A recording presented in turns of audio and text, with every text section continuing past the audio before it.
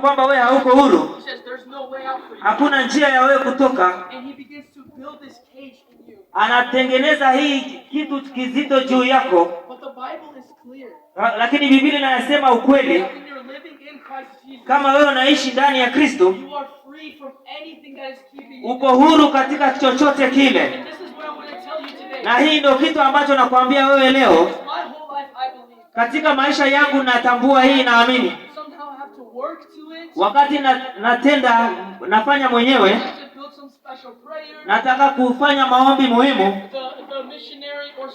Kama msionari au mhudumu anakuja na kuzungumza kwa habari ya Yesu katika uhuru wangu, lakini Biblia ambayo ni neno linaloishi anasema kwa chochote nitakachotamka itafanya kile ambacho nimetamka.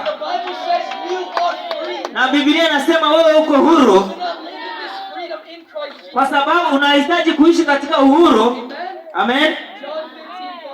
Katika kitabu cha Yohana 15 inasema hivi kwamba mimi ni ile waini, wewe ni matawi.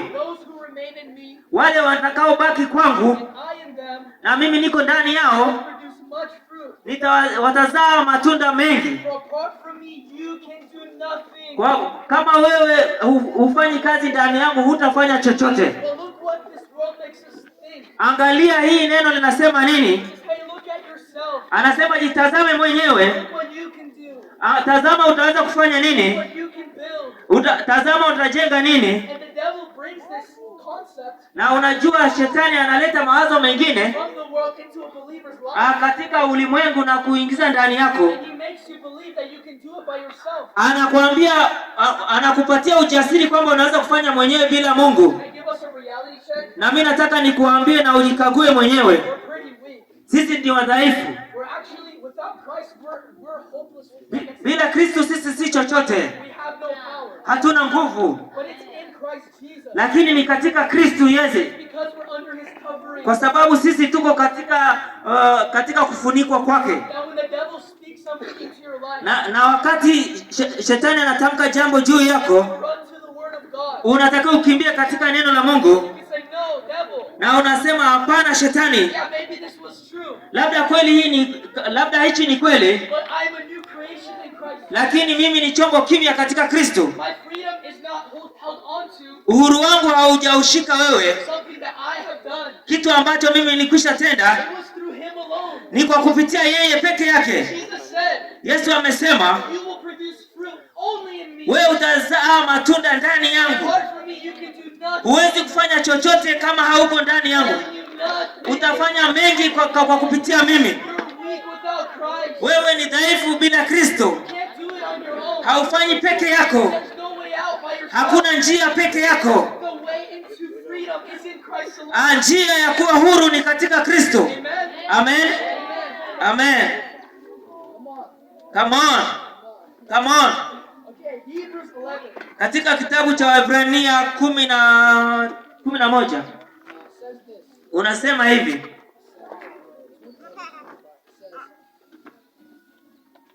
So it was by faith that Moses, ni kwa imani Moses alipokuwa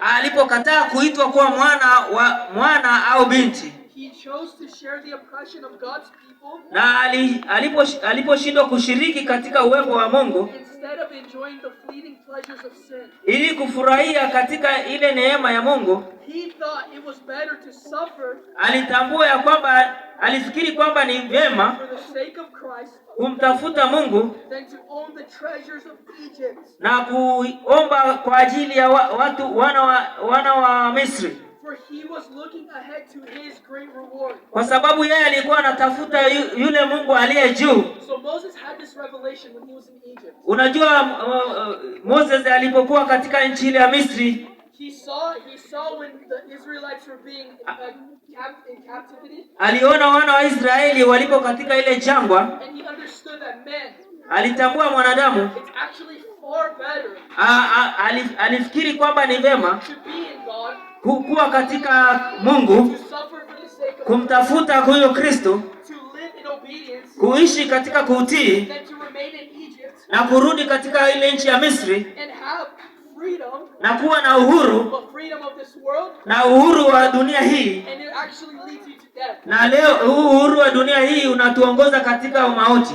Didn't we believe sometimes Wakati mwingine hatukuamini hivyo. that if we get a certain job, Kama tumetoka kazini, if we get a certain amount of money, kama unahitaji pesa, that we'll be free, labda utakuwa huru, we'll be free from worry, labda utakuwa huru katika kuogopa, anxiety. katika kutarajia.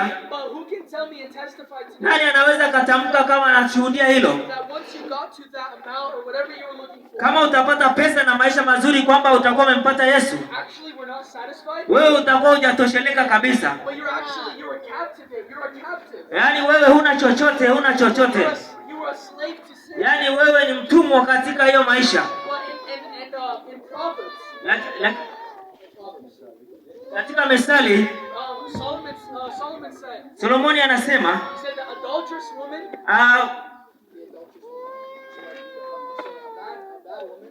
mwanamke ambaye ametenda maovu is like honey to the lips. ni kama asali katika ndimi ya mdomo wako. But once you swallow, Unapomeza it's poison. inakuwa ni kama And sumu, it kills you. inakuua. And then there's another proverb that says this. Lakini katika Methali nyingine anasema It says stolen water tastes sweet. unajua ukinywa maji unajisikia jambo kizuri. And stolen bread tastes good. Unajua ukila mkate unajisikia ni mtamu. But you're actually eating Unapokula in the grave. na katika kaburi You're dead. unakuwa umekufa. You have no life. Huna maisha tena. And with this being said, Na hivi vinasema Kristo has set you free. anakuacha huru. And sometimes sin Na dhambi wakati mwingine in the mouth when you try it, unapoonja katika mdomo wako it tastes good. unajisikia ni tamu. If we're being honest. Na kuwa mwaminifu. In the moment it brings this pleasure. Kwa wakati huo inakupa furaha tu. Worldly pleasure. Na katika furaha tu ya dunia hii. As soon as it's over, Mara inaisha, it brings destruction to your life. inakupa maisha mabaya ndani yako. Its end is destruction. Na ni mwisho wa maisha yako. It's poison to your stomach. Ni sumu ndani ya tumbo lako. And you're dead. You die. Wewe unakuwa kama mtu uliyekufa. But in Romans 8:11. Katika kitabu cha Warumi 8:11. Romans 8:11. It says this. Katika kitabu cha Warumi 8:11 anasema, It says the Spirit of God Roho ya Mungu who raised Jesus from the dead ambaye imemfufua Yesu katika wafu lives in you. anaishi ndani yako. And just as God raised Christ from Na the hivyo alivyomfufua Yesu, He will give life to your mortal body atakupa maisha mema by the same Spirit living within you. kwa ile Roho ambayo inaishi ndani yako. See, the Spirit that raised Christ from the dead, Unaona hiyo Roho iliyomfufua Yesu katika the wafu, Holy Spirit, Roho Mtakatifu, Jesus made it clear. Yesu alifanya kuwa The halisi. Holy Spirit is in every person that has given their life to Christ. Unajua Roho Mtakatifu iko katika kila yeyote aliyempa maisha yake. Because of this Spirit, we now have power to live in Kwa freedom. hiyo Roho sasa tuna nguvu ya kufanya kazi tuna nguvu ya kufanya kazi katika dunia hii Freedom from the power of sin. na kutoka katika na kuwa na uhuru katika dhambi. But still, sometimes, Wakati mwingine pia even myself, hata binafsi yangu I would see myself, or we would see ourselves trying to build or make something happen wakati mwingine tunafikiria kufanya kitu kitokee, by ourselves rather than relying on the Spirit of God. lakini binafsi yako wewe unataka kufanya mwenyewe, lakini hutaki kufanya katika Roho ya Mungu. The Bible says that the Holy Spirit leads us into all truth. Roho Mtakatifu, Biblia inatuambia Roho Mtakatifu anatuongoza katika kweli. He doesn't say anything of his own. Hawezi kusema chochote binafsi. Everything he says, Chochote kile anachotamka it glorifies the Father.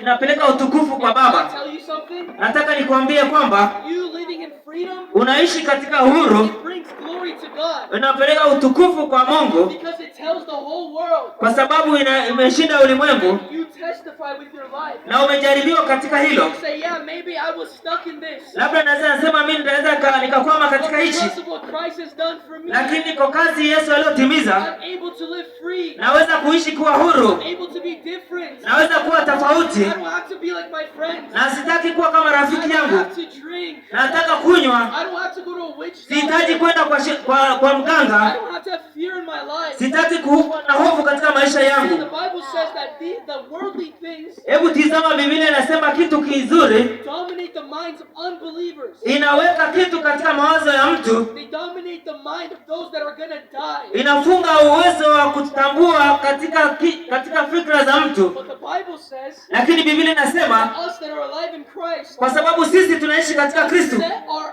eyes on the reality kwa macho yetu ya halisi where Christ is seated. kile ambacho Kristo anaona, Because we are dead. kwa sababu sisi tumekufa Our old lives. katika maisha yetu ya kale Our new lives are hidden in Christ Jesus. na maisha mapya yanamrejea Kristo. When Christ is raised in glory, Kama Kristo amefufuka na katika utukufu huu, we will all be glorified with na him. sisi tutashuhudia utukufu wake. This is God's word. Hii ni neno la Mungu. Come on, it has power. Come on kanisa. Romans 6:6. Warumi 6:6. It says, we know that our old sinful selves Sisi tunatambua tumezaliwa katika dhambi ya kale, were crucified with Christ tumesulubishwa pamoja na Kristo so that sin might lose its power in our lives. ili dhambi ishindwe katika maisha yangu. We are no longer slaves to sin. Sisi si watumwa tena katika dhambi. Amen. Amen. For when we die, Wakati tutakufa,